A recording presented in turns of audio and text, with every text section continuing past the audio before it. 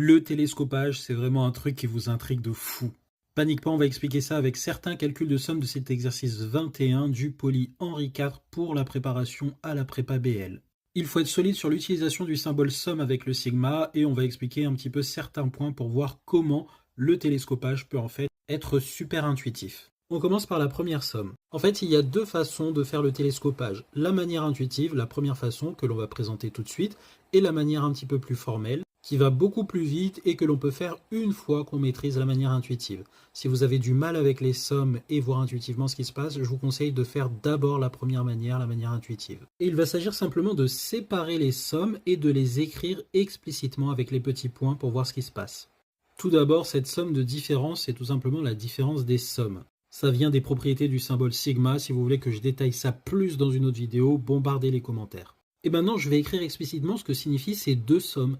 La première, ça veut dire que je prends cette expression, je remplace k par 1, je l'écris, je fais plus, je reprends l'expression, je remplace k par 2, je l'écris, je fais plus, et ainsi de suite jusqu'à n. Et donc la première somme va bien s'écrire comme si. Donc l'avantage en fait de cette notation, vous le sentez ici, c'est tout simplement qu'on ne sait pas il y a combien de termes, et donc si je devais l'écrire pour une valeur de n en général comme ça, je suis obligé de mettre des petits points. Ces petits points, attention, ça ne signifie pas qu'on passe comme ça de 3 à n. On prend toutes les valeurs entre 3 et n. Donc si n est égal à 10, j'ai 3, après j'ai 4 plus 1 au carré, 5 plus 1 au carré, etc. jusqu'à 10 plus 1 au carré. Et je n'oublie pas la deuxième somme, qui me fait ceci en appliquant la même procédure avec le symbole sigma. J'ai fait les additions dans les parenthèses et j'obtiens bien ceci. Parfois, quand on a des petits points, ça peut être utile de mettre l'avant-dernier, voire l'avant-avant-dernier terme, comme je viens de le faire là et là. Et là, on voit beaucoup mieux ce qui se passe. J'ai 2 au carré, plus 3 au carré, plus 4 au carré, n au carré, n plus 1 au carré. Et là, je vais retrancher, puisque le moins va se distribuer.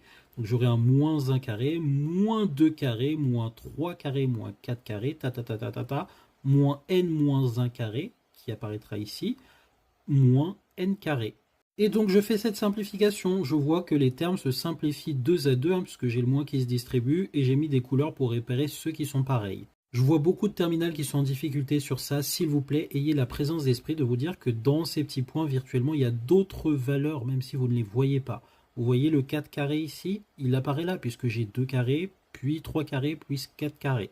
Donc ne vous faites pas bolosser naïvement en pensant que les seules valeurs qui apparaissent ici dans le calcul, ce sont celles qui sont écrites. C'est ce que cachent les petits points, et justement, on a inventé ce symbole pour éviter d'avoir à utiliser des petits points et ne pas voir clairement ce qui se passe dans tout le calcul.